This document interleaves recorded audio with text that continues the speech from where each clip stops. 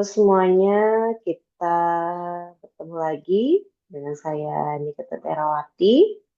Kali ini dalam filsafat pendidikan kita akan membahas mengenai pendidikan sebagai sarana pembentukan demokrasi. Nah, di dalam topik pendidikan sebagai sarana pembentukan demokrasi ada 6 poin yang akan kita bahas. Yang pertama itu adalah bagaimana pendidikan akan mengajarkan demokrasi berkelanjutan. Kemudian bagaimana mengatasi ketidakadilan sosial, jadi pendidikan mengatasi hal tersebut. Kemudian dalam pendidikan mampu menumbuhkan kepemimpinan yang demokratis. Kemudian yang keempat, pendidikan pemersatu sosial. Kemudian pendidikan akan meningkatkan partisipasi aktif tentunya dalam demokrasi nantinya. Dan yang keenam itu terakhir nanti kita akan membahas mengenai penguatan nilai-nilai demokrasi dalam pendidikan. Sebelum kita masuk ke poin-poin tersebut, kita akan membahas sedikit tentang asal kata demokrasi. Jadi demokrasi itu berasal dari bahasa Yunani yaitu demos dan kratos. Mungkin semua sudah familiar dengan istilah tersebut.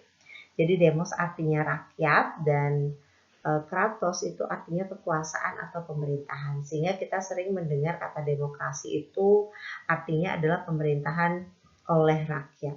Nah, jadi di sini rakyat banyak memegang peranan penting. Jadi rakyat memiliki hak untuk berpartisipasi secara langsung maupun tidak langsung dalam proses pengambilan keputusan yang akan mempengaruhi kehidupan mereka ke depannya dan mempengaruhi kehidupan negara secara global. Oke, poin pertama yaitu pendidikan sebagai sarana pembentuk demokrasi berkelanjutan. Nah, di dalam pendidikan itu memberikan pengetahuan tentang prinsip-prinsip dasar demokrasi, di mana prinsip-prinsip tersebut yaitu berupa kebebasan berpendapat, kemudian kesetaraan, dan keadilan. Nah, di sini pendidikan itu juga membangun karakter yang bertanggung jawab, kritis, toleran, dan menghargai keberagaman. Jadi ketika seorang individu atau sebagai seorang siswa dalam pendidikan, tentunya dalam pendidikan itu telah mengajarkan hal-hal ini.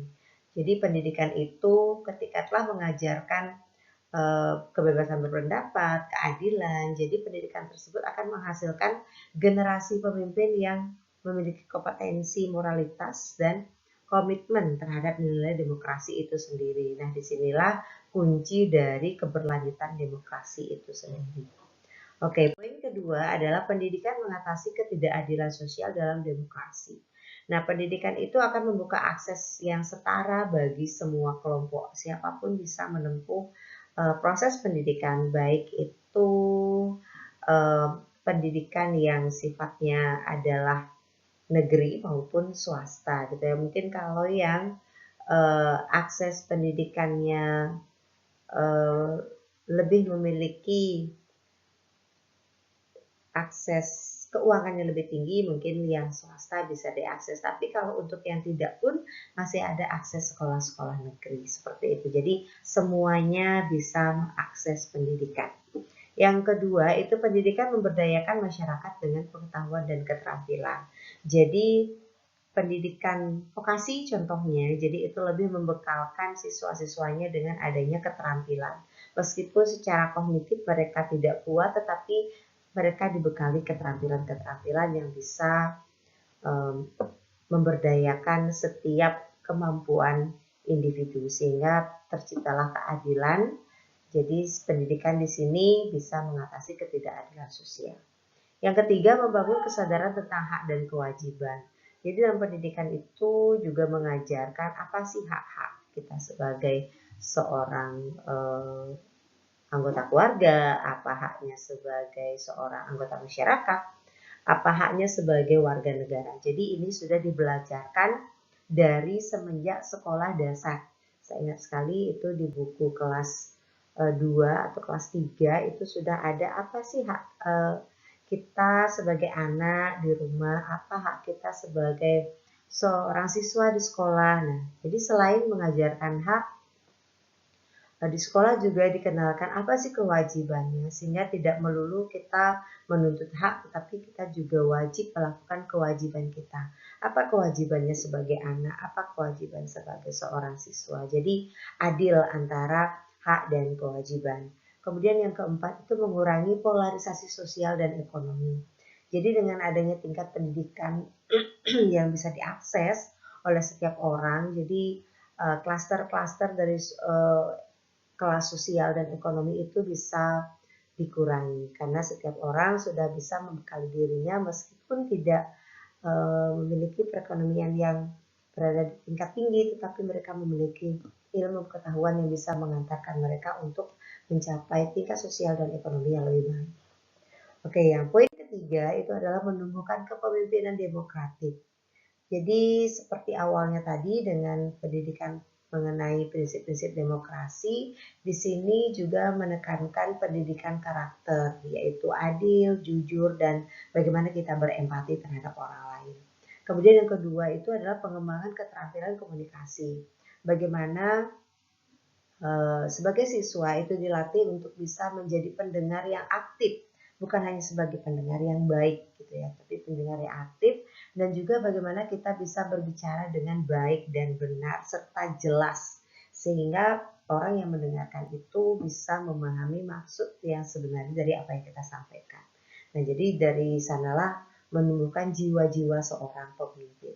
Kemudian yang ketiga, partisipasi aktif. Tentunya dalam pembelajaran kita mengharapkan semua siswa itu mau berpartisipasi baik itu dalam pembelajaran, dalam kegiatan yang harus misalnya kerja kelompok, belajar kelompok, presentasi, itu semuanya berpartisipasi aktif. Kemudian yang keempat, penguatan nilai-nilai demokrasi seperti yang tadi, bagaimana kita bisa bebas berpendapat, tetapi bebas yang masih berada pada koridor-koridor bagaimana kita selain berpendapat tentang pendapat kita sendiri, kita juga menghargai pendapat orang lain. Begitu pula halnya dalam pendidikan, bagaimana siswa itu bisa mendengarkan pendapat temannya. Jadi menghargai pendapat temannya selain dia berhak juga untuk mengungkapkan pendapatnya.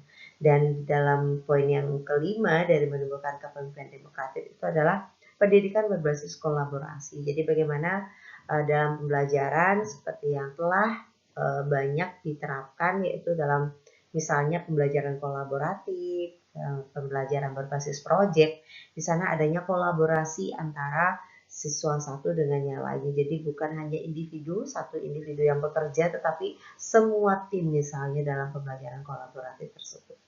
Jadi itu beberapa penjelasan dari menemukan kepemimpinan yang demokratis. Yang berikutnya adalah pendidikan sebagai pemersatu sosial. Ini berkaitan dengan yang tadi juga, jadi dalam pendidikan sebagai media penyamaan persepsi. Nah, di sini penyamaan persepsi maksudnya adalah siswa itu berasal dari latar belakang yang berbeda-beda. Jadi bagaimana dalam pembelajaran itu bisa menyatukan persepsi bahwa misalnya sebagai warga negara kita wajib menghargai perbedaan yang ada, walaupun kita berbeda-beda, tetapi kita menghargai perbedaan yang ada, kita adalah satu warga negara. Misalnya di sini kita adalah warga negara Indonesia, seperti itu. Kemudian mengenai identitas Nusantara, baik itu falsafah negara, kemudian dasar negara kita, dan yang lain-lainnya yang bersifat universal gitu ya. Kemudian yang kedua, bagaimana dalam pendidikan itu kita bisa memberikan pembentukan identitas nasional. Jadi berkaitan dengan yang poin pertama tadi, penyamaan persepsi.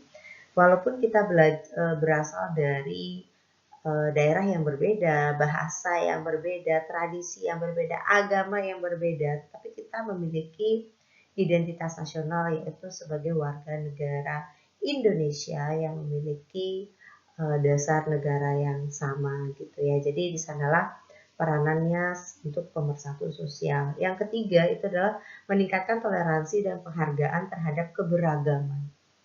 Jadi ketika misalnya perbedaan itu telah disadari, tetapi bagaimana kita ke depannya dalam pendidikan pembelajaran kita mengajarkan bahwa toleransi itu penting. Toleransi itu merupakan penghargaan terhadap keberagaman yang ada, bukan keberagaman yang akan memecah kita. Jadi walaupun dalam perbedaan agama, setiap agama pasti mengajarkan kebaikan kepada umatnya, cuma dengan cara yang berbeda, dengan istilah yang berbeda. Itu sudah saya buktikan, jadi dalam agama saya dan agama yang lain ternyata ada prinsip-prinsip yang sama, tetapi istilahnya saja yang berbeda. Oh, ternyata semua agama mengajarkan hal yang seperti ini. Lalu mengapa kita harus memperdebatkan keberagaman keyakinan kita? Kita hanya perlu memberikan penghargaan kepada perbedaan yang ada, kemudian kita bertoleransi terhadap perbedaan yang ada, walaupun kita berbeda cara dalam meyakinkan bagaimana kebesaran Tuhan, tetapi kita adalah satu. Kita berusaha untuk mencapai kebaikan yang diajarkan oleh Tuhan, gitu ya. Karena kita yakin bahwa adanya Tuhan. Nah, itu salah satu contoh toleransi dan penghargaan terhadap keberagaman, sehingga kita bisa bersatu di bawah naungan negara Indonesia. Kemudian keempat, mengurangi kesenjangan sosial. Jadi dalam pendidikan itu semua siswa mendapat pelayanan yang sama, mendapatkan hak yang sama sebagai siswa, melakukan kewajiban yang sama sebagai seorang siswa, gitu ya. Jadi di sana bisa mengurangi kesenjangan sosial. Dan yang terakhir adalah membangun solidaritas global. Jadi di sini maksudnya adalah dalam pendidikan itu, dalam pembelajaran kita bisa memberikan isu-isu sosial dan isu-isu yang bersifat global. Misalnya tentang lingkungan, tentang keberlanjutan lingkungan hidup. Nah, itu adalah isu-isu global. Di sana siswa bisa memberikan pendapatnya, solidaritasnya, pemikiran kritisnya, sehingga kita bisa membangun pemersatu sosial dalam sistem pendidikan kita. Nah, yang berikutnya itu adalah partisipasi aktif. Bagaimana dalam pendidikan itu semua siswa, semua individu bisa berpartisipasi, gitu ya, baik dalam pembelajaran maupun nantinya kita tekankan ketika mereka sudah paham tentang demokrasi. Nah, bagaimana kita berpartisipasi dalam pemilu, kemudian berpartisipasi dalam musyawarah yang tingkatannya itu sudah mengglobal ke arah masyarakat, dan dialog publik. Nah, di sini kalau dalam pembelajaran misalnya ada diskusi, bagaimana kita membangun diskusi dalam pembelajaran tersebut, berpartisipasi aktif yang masih menghargai perbedaan pendapat, kemudian cara mengemukakan pendapat seperti itu, sehingga di sini tetap berjalan dengan baik partisipasi. Kemudian penguatan nilai-nilai demokrasi. Nah, di sini pendidikan dapat memberikan penjelasan tentang contoh-contoh nilai demokrasi seperti yang tadi, jujur, adil, kemudian kebebasan berpendapat, seperti itu. Nah, setelah mereka tahu nilai-nilai demokrasi itu, lalu dipraktekkan dalam pembelajaran seperti yang sudah saya jelaskan tadi. Jadi kita dalam pembelajaran itu memberikan memberikan kesempatan, memberikan peluang kepada siswa untuk bagaimana dia harus mengemukakan pendapatnya, gitu ya, dan mau mendengarkan pendapat orang lain. Bagaimana menanggapi pendapat orang lain tanpa harus dengan emosi. Nah, seperti itu, sehingga tercapailah nilai-nilai demokrasi dalam diri individu tersebut. Baiklah, itulah tadi sudah kita bahas tentang pendidikan sebagai sarana pembentukan demokrasi. Terima kasih sudah menonton video ini. Silahkan berikan komentar bagaimana pendapat kalian tentang apa yang kita bahas tadi, dan like-nya juga ya. Kita akan ketemu lagi pada video selanjutnya. Sampai jumpa lagi.